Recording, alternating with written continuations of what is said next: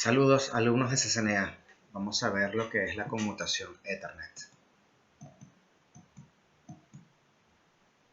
Tramas Ethernet. Bien, la información de las tramas tiene que ser encapsulada y la cabecera, bien, de estas tramas es la que la convierte precisamente en una trama Ethernet. Una trama Ethernet está conformada tanto por la parte física como por la parte de enlace de datos, bien, la parte lógica. Entonces, estas conforman, como lo dice el diagramita acá, ellas forman parte de los protocolos para el físico 802.3 combinado con el lógico. Y el lógico que vendría siendo el control del enlace lógico es 802.2. Los estándares 802, LAN y MAN, incluyendo Ethernet, utilizan dos subcapas separadas de la capa de enlace de datos para operar.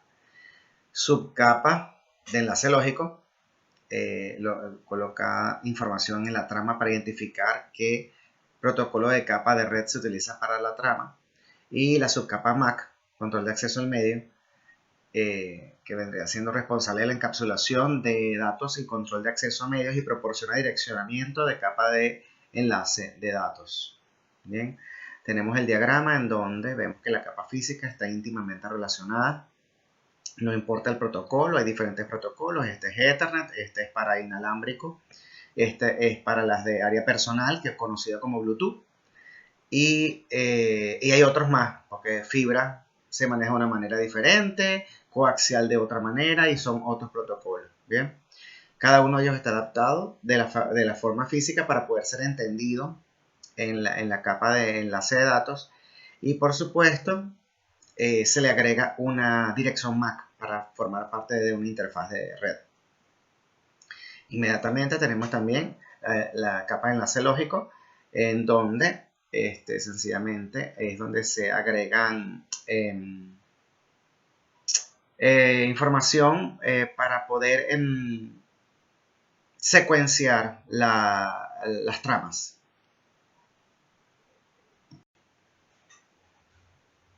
Bien, tenemos la subcapa MAC o de control de acceso al medio, que es responsable de la encapsulación de datos y acceso a los medios. Todas las interfaces, por supuesto, tienen que convertir los bits a tramas y por lo tanto se le colocan direcciones físicas para poder agregarla. Entonces, la trama de Ethernet está en la estructura interna de la trama Ethernet. Direccionamiento de Ethernet, por supuesto estamos hablando de las direcciones MAC que se encuentran en las interfaces de red.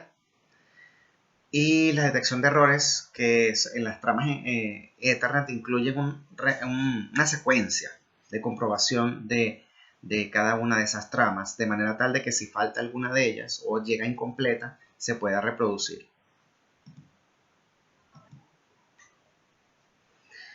Y bueno, un poquito más de la información que estamos dando, que es que la subcapa MAC de la IEEE 802.3 incluye las especificaciones para diferentes estándares de comunicación Ethernet sobre varios tipos de medios, incluyendo cobre y fibra. Eso quiere decir que están incluidas todas las interfaces, como ya lo mencioné. Cada uno de ellos utiliza el acceso múltiple por detección de portadora, que tiene detección de colisiones, en el caso de la utilización de los hubs anteriormente utilizados.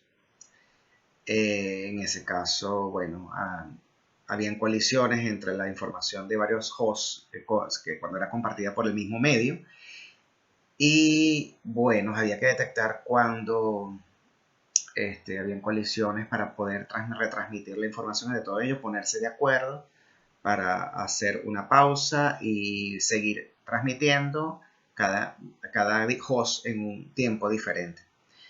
Las redes LAN de hoy utilizan a los switches. Los switches tienen la gran ventaja de contar con lo que se llama tabla de direcciones MAC. Y esa tabla de direcciones MAC, por supuesto, le da un lugar a cada uno de estos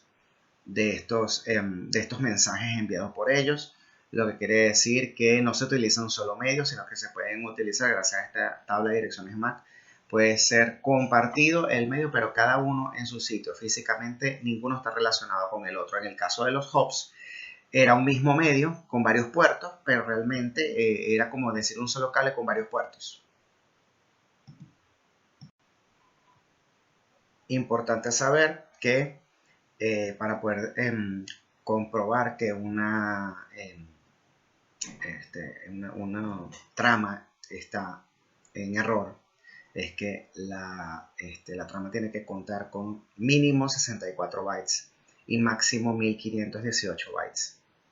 Si está por fuera de este mínimo o de este máximo, la trama es error. Ahora, ¿por qué puede haber una trama menor de 64 bytes? Bueno, porque puede haber colisiones en ella y perdió bits, y esos bits llegan incompletos a la interfaz, y la interfaz no es posible de crear la trama porque le faltan bits. ¿Bien? ¿Qué sucede en el caso contrario de que está por encima de los 1518 bytes? Bueno, la trama pudo haber sido llegar corrupta, ¿bien? Con información adicional, y por lo tanto esa información está incorrecta y hay que volverla a solicitar porque se descarta inmediatamente. Si está por debajo de 64 bytes o por encima de 1518 bytes, se descarta la trama inmediatamente y se tiene que volver a solicitar la información. Direcciones MAC de Ethernet. Bueno, entonces tenemos que la dirección MAC está conformada por 48 bits, ¿bien? Que están expresados en 12 dígitos de hexadecimales. ¿Bien? Y esos 8 bits en una agrupación binaria común, los binarios, ¿bien? De ceros y 1, se pueden representar en hexadecimal desde el 00 hasta el FF. ¿Bien? Cuando se utiliza hexadecimal de ceros iniciales, siempre se muestra para completar la representación de 8 bits. Por ejemplo, el valor binario 0001010 se representa en hexadecimal como 0A. Los números hexadecimales suelen ser representados por el valor predecido por 0, por ejemplo, 0 por 73, para distinguir entre valores decimales y hexadecimales en la documentación.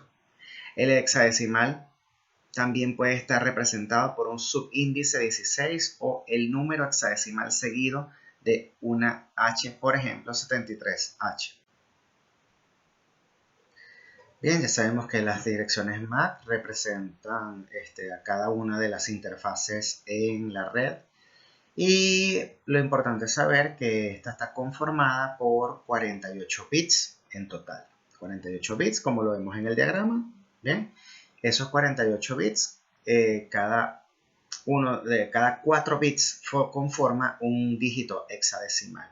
Bien, entonces tenemos 12 dígitos hexadecimales en una dirección MAC.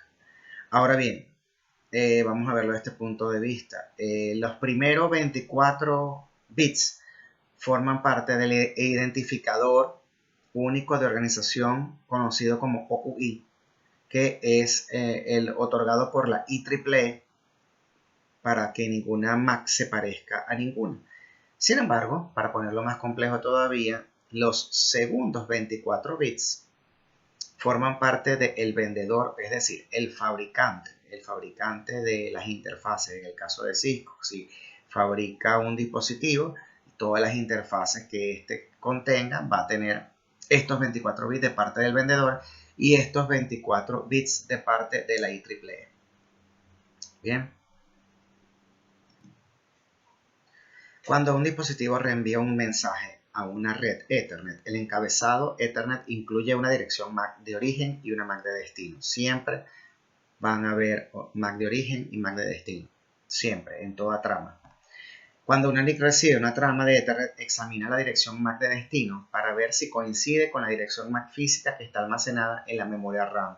¿En dónde está almacenada? En algo conocido como la tabla ARP, de Address Resolution Protocol. Esa tabla ya está almacenada en la memoria RAM del switch. Si hay coincidencia, si no hay coincidencia, el dispositivo descarta la trama inmediatamente. Si hay coincidencia, envía la trama a la siguiente capa OSI, es decir, en este caso estamos hablando de la capa 3, capa de red. Las interfaces también aceptan tramas si la dirección MAC de destino es un grupo de difusión o de multidifusión, del cual es miembro el host, es decir, un broadcast. Las transmisiones de tramas se pueden hacer entre las comunicaciones unicast, multicast y broadcast. Y el proceso utilizado para identificar a estas direcciones MAC con las direcciones IP se llama ARP, Address Resolution Protocol. Y para IPv6 el proceso que utiliza un host de origen para determinar la dirección MAC de destino asociada con una dirección se conoce como Neighbor Discovery. El ARP envía lo que serían tramas de difusión o tramas de broadcast, ¿bien?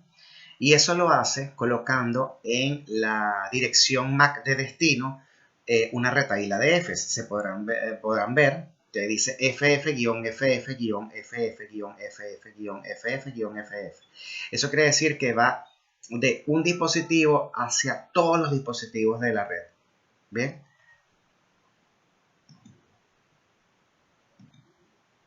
En ARP, ¿quién contesta la solicitud?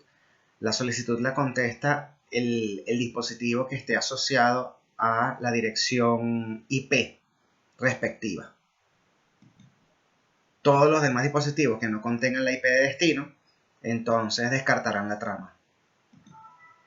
En el caso de multicast o multidifusión, la dirección de destino empieza con el número 01005E, que serían los dígitos hexadecimales del OUI, y eso ya indica que la trama va a ir de 1 a un grupo de varios para IPv4. Ahora, para IPv6 resulta que la dirección MAC viene comprendida por 33-33. Existen otras direcciones MAC de destino de multidifusión reservadas para cuando los datos encapsulados no son IP, como el protocolo de Spanning Tree.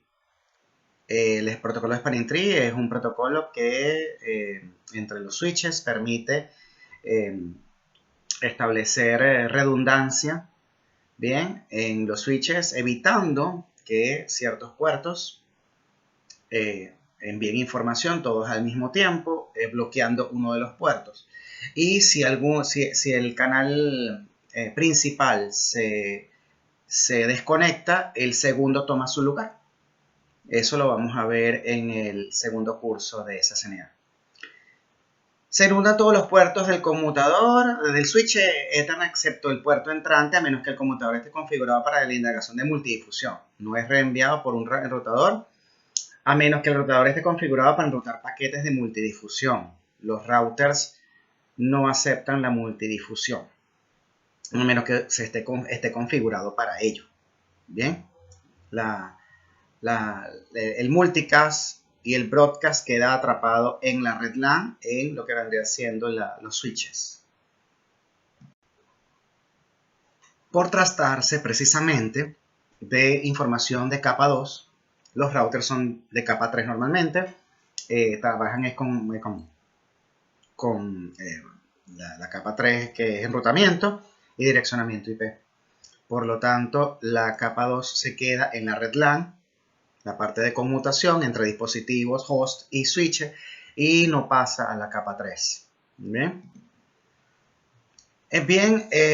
como el multicast tiene que viajar, por ejemplo, a dispositivos fuera de la red, o sea, a través de un router tiene que pasar. Obviamente, el host le envía la información al router, o sea, de uno a uno, y como estamos hablando de que vamos a dispositivos, varios dispositivos host que están en un destino remoto, obviamente el router es el que se encarga de enviar los paquetes respectivos a esta información hacia ese grupo de host.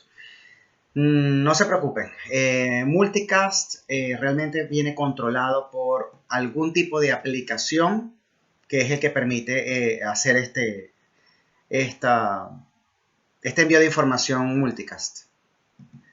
Al igual que con las direcciones de unicast y de broadcast, la dirección IP de multicast requiere una dirección MAC de multidifusión o de multicast correspondiente.